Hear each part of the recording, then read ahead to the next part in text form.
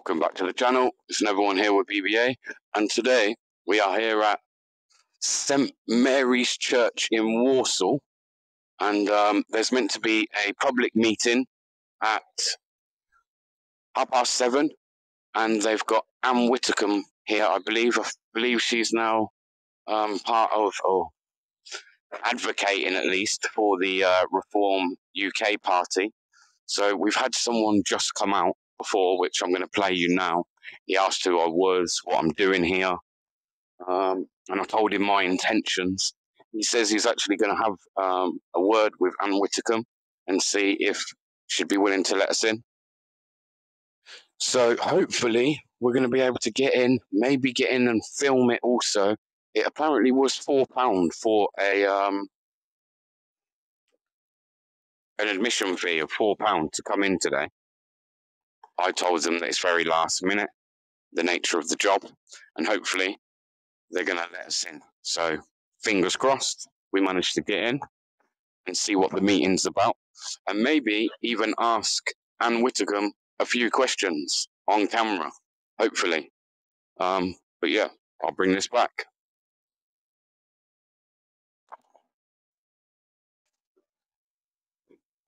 So, hi everybody, I have Ann Widdecombe with me this evening, and we are here at St Mary's Church in Warsaw, and they are here, sorry, about the Reform UK party, and yes, I've been kindly joined by Ann Widdecombe. So I'd just like to ask you a few questions, Ann, and that is, what do you think some of the main focuses for this country should be going forward? Well, first of all, I think we need the restoration of common sense, so that we put, for example, in the health service, looking after patients before worrying about wokeness and diversity and all the rest of it. We desperately need lower taxes to drive growth. We desperately need proper control of the immigration systems. There is no control of them, I mean, absolutely none. And that was one of the whole purposes of Brexit, was to get control of our borders, and the government has taken no advantage at all. And then, of course, there is the fact that ordinary citizens live in fear. All up and down this country, particularly, but not exclusively, on large inner city council estates, people are afraid to go out once it gets dark.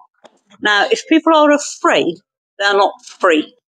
And I feel very strongly that those should be the priorities for reform. Obviously, we've touched there on the migration problem that we have in this country. Where, again, do you think we should start with tackling that? Obviously, at the moment, they've got them in hotels. That can't be seen as a long-term solution. So what would be the plan going forward to tackle this issue?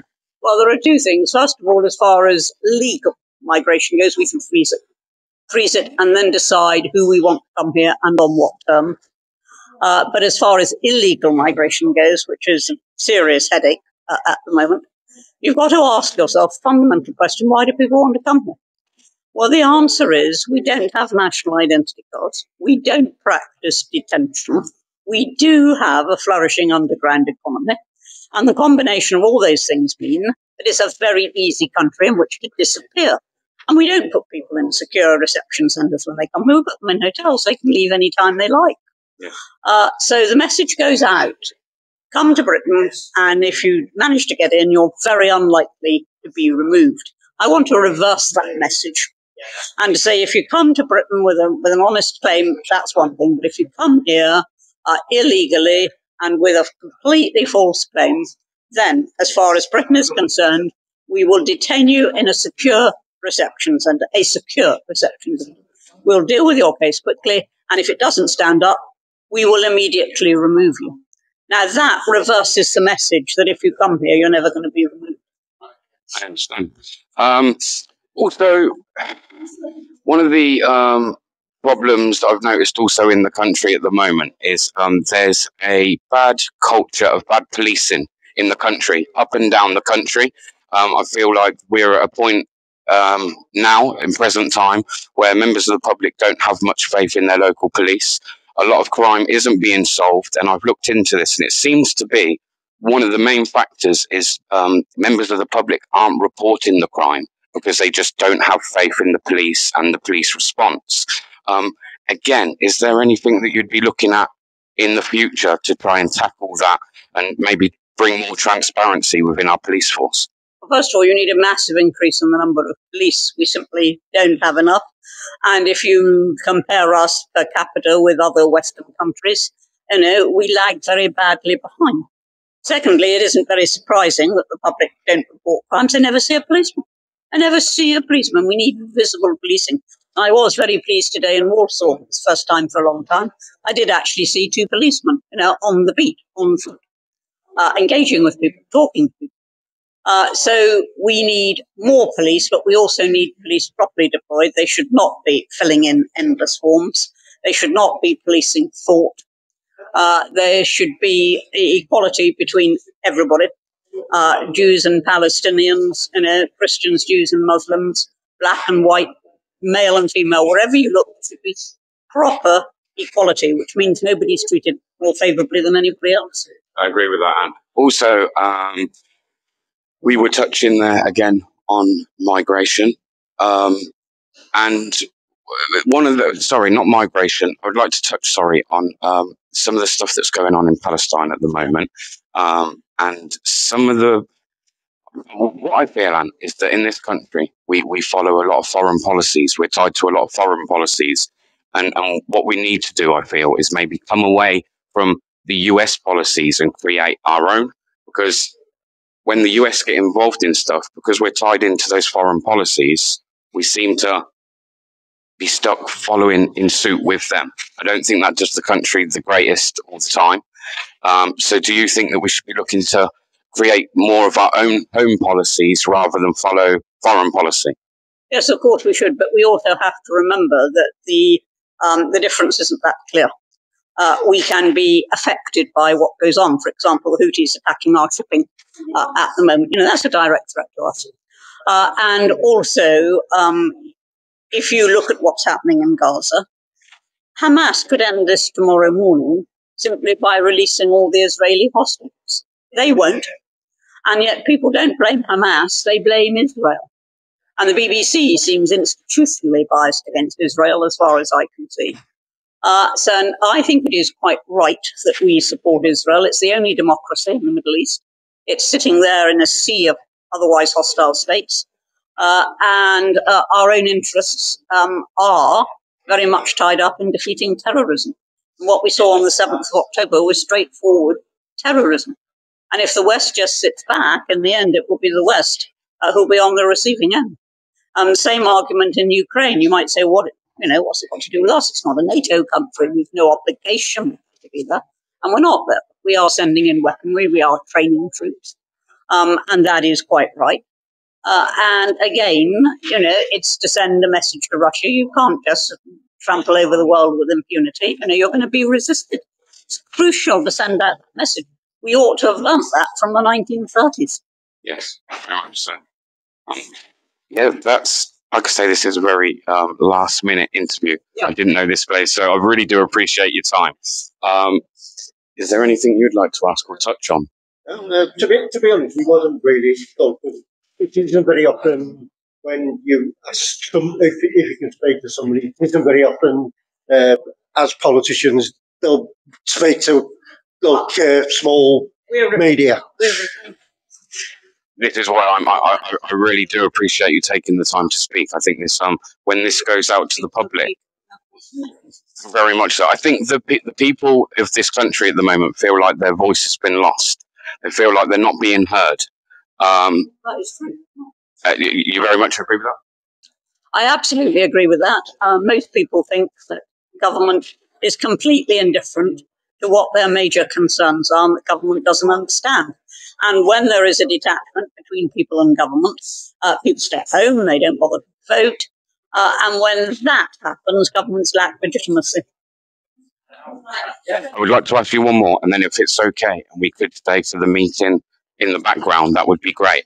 I was just wondering what we could do to start bringing more homegrown training back to the UK. I think we lack training in a lot of things. There's, like you said, the numbers of the police. There's not as many people wanting to join things like the police force. We're lacking in the NHS.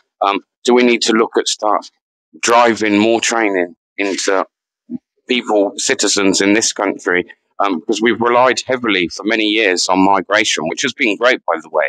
The fact that we have relied on people, I don't mean to be disrespectful, but I feel like over the years, we've taken all the best people from these countries. The people that are coming over now, I feel, are all the kind of the third world. Yes. Do you know? Do you know where I'm coming from? Though we've had all the professionals. I certainly think it's time, and this is very much part of Reform's approach, that we started skilling our own workforce. We've got shortages in everything from fruit picking, which is pretty backbreaking, but there's nothing highly skilled about it. We've got shortages in everything from fruit picking to doctors, which are very, very highly skilled. And it's time that we started training up our own workforce. I mean, there should be nobody on the dole at the moment. There are hundreds of thousands. And that is something that we must concentrate on. It's also true that sometimes it's immoral what we do, because we take from other countries who desperately need those skills. We take them. The West takes them. And we use them. And what about their own countries? Where are they in all of that? Do you think a good idea would be, like, for, say, nurses and doctors what are coming in to the UK to be trained as nurses and doctors, for them to be like maybe some way forced into a contract for so many years before they're allowed to leave after they've got the certificates? I certainly think, as far as people coming out of British universities go, they should be required, if their training has been met for them, then they should be required to work within the public services. However, their training is not met for them in most cases. They have to find huge sums of money as overseas students. Therefore, they can rightly say, we can do what we like. Crucially to me, if we do take in high skills from other countries, we should require them also at some point to return to deploy those skills that we taught them for the benefit of other countries. I agree with you. And I want to say thank you so much for your time. I know you're a busy lady. As I say, I'm going to sit back in the background. Yeah. And maybe if there's anything at the end that kind of maybe ask you a question. Thank you ever so much, Anne. Thank you. Thank you very much. Short question, which is basically, what are we going to do about defence? Short anecdote to see why I think it's so serious. Both anybody who answer these both ladies. I spoke to somebody the other day who is running the Air Force trains as a pilot. I was in the Air Force, and I said, how long did it take to get to training these years? It took me 20 years. I said, no. 5 years for a transport pilot, 7 years for a fighter pilot, and it's taking up to 9 years to become a helicopter pilot. The armed forces have rotted under the government, and we have a defence situation with Russia. How much money should we spend on defence, and can we do it without bettering the rest of the infrastructure? The answer is we should spend more on defence. And you're quite right. I mean, there is the armed forces have been run down under this government and under the previous coalition government and under the previous Labour government. The forces have been run down. The reserve has been run down. The equipment is shoddy and faulty. Even Trident doesn't work properly. At least we hope that it normally works properly, but it didn't on that occasion when the world's cameras were on it. We have to spend more on defence. For this reason, defence is the first and most important social security. Without a properly defended country, we have no security at all for any of our systems. So, yes, we should be spending more on defence. Can we do it without bettering the rest of the economy? Yes, of course we can. Of course we can. We used to. It's only in comparatively recent times, since the end of the Cold War, basically, that we have seen fit to run down our defences so consistently year on year. So of course we can do it, and of course we must do it. And reform If you look at our contract, the thing is,